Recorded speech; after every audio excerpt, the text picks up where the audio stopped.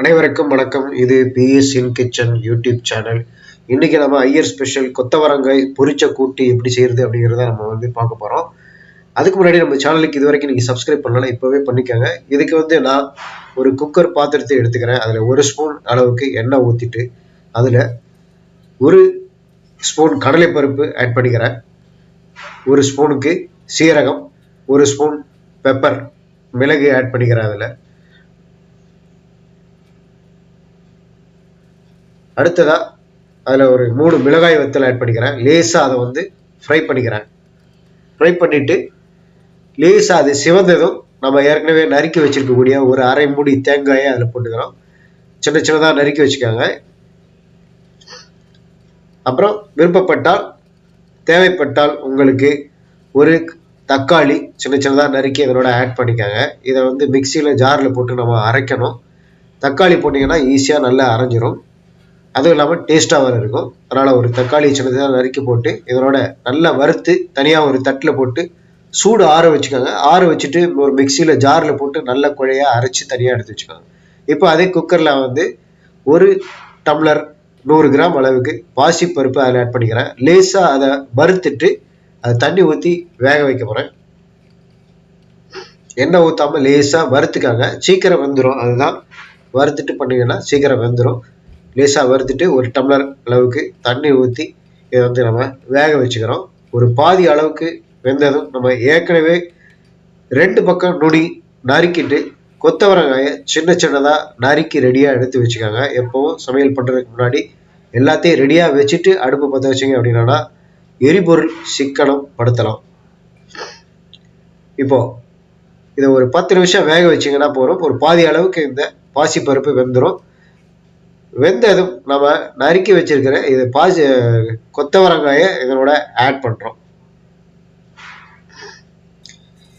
இது ஒரு 5 பேர் அளவுக்கு சாப்பிட்றதுக்கு நான் தயார் பண்ணியிருக்கேன். இந்த கொத்தவரங்காய் கூட்டு ஐயர் ஸ்பெஷல் கொத்தவரங்காய் கூட்டு சைட் டிஷ்ஷாகவும் சாப்பிடலாம். சாம்பார் சாதம் சரி, வத்த குழம்பு எதாக இருந்தாலும் வெறுமனே கூட சாப்பிடலாம். அந்த அளவுக்கு செம்ம டேஸ்டா இருக்கும். இப்போ இந்த கொத்தவரங்காயில் ஒரு 1/4 ஸ்பூன் மஞ்சள் தூள் ஆட் பண்ணிக்கிறேன். தேவையான அளவு உப்பு ஆட் பண்ணிக்காங்க. நான் இதுக்கு ஒரு 1.25 ஸ்பூனுக்கு கல் உப்பு ஆட் பண்ணிக்கிறேன். சரியா இருக்கும். நீங்க எவ்வளவு பண்றீங்களோ அதுக்கேற்ற மாதிரி உப்பு ஆட் பண்ணிக்காங்க. தேவைப்பட்டால் உப்பு பின்னாடி கூட சேர்த்துக்கலாம். முதல்லயே நிறைய போட்டீங்கன்னா சாப்பிட முடியாது யாராலையும். அதனால தேவைப்படுற அளவுக்கு உப்பு ஆட் பண்ணிக்கோங்க. இப்போ நல்ல ஒரு கிளறி விட்டுட்டு இப்போ நம்ம இந்த குக்கரை மூடி வச்சிடறோம். ஒரு 3 விசில் அளவுக்கு விட்டு ரிலீஸ் பண்ணி எடுத்துக்காங்க. 3 விசில் விட்டீங்கன்னா போதும். பாசிப்பருப்பு இந்த கொத்தவரங்காய் நல்லாவே வெந்துடும். இப்போ நான் அதை திறந்து பார்க்குறேன். இந்த கொத்தவரங்காய் பாசிப்பருப்பு நல்லாவே வெந்திருக்கு. இது பாருங்க, அருமையா வந்திருக்கு. இப்போ இதனோட நாம ஏற்கனவே அரைச்சி வச்சிருக்கக்கூடிய இந்த தேங்காய் விழுத இதனோட கலந்து நல்லா ஒரு கிளறி விட்டுறோம். கொஞ்சம் பெருங்காயத்தூள் ஆட் பண்ணிக்கோங்க.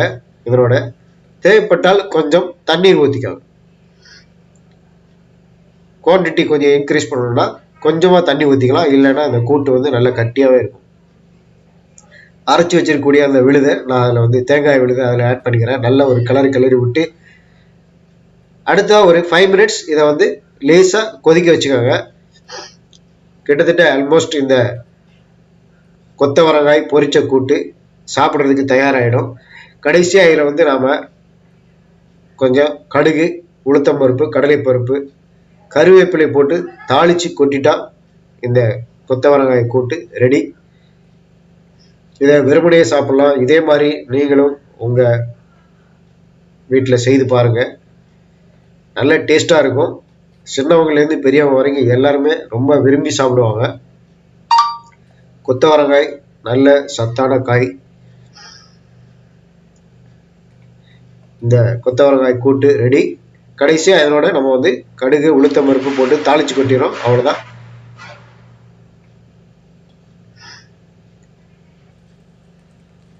கொஞ்சம் கொஞ்சம் காரம் தேவைப்பட்டது அப்படின்னா இதனோட ஒரு மிளகாய் வத்தலையும் நீங்கள் தாளிக்கும் போது போட்டு தாளித்து கொட்டிக்கலாம். நல்லா டேஸ்ட்டாகவே இருக்கும். இதே மாதிரி நீங்களும் உங்கள் வீட்டில் செய்து பாருங்கள்.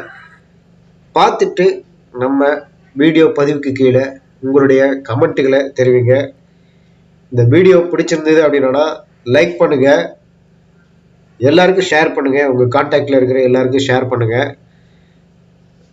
ஏதாவது கருத்து சொல்லணும்னா கமெண்ட் பண்ணுங்கள். மறக்காமல் நம்மளுடைய பிஎஸ்என் கிச்சன் யூடியூப் சேனலுக்கு சப்ஸ்கிரைப் பண்ணுங்கள். அடுத்தடுத்த இது மாதிரியான சமையல் வீடியோக்கள் பதிவில் பார்ப்போம். நன்றி.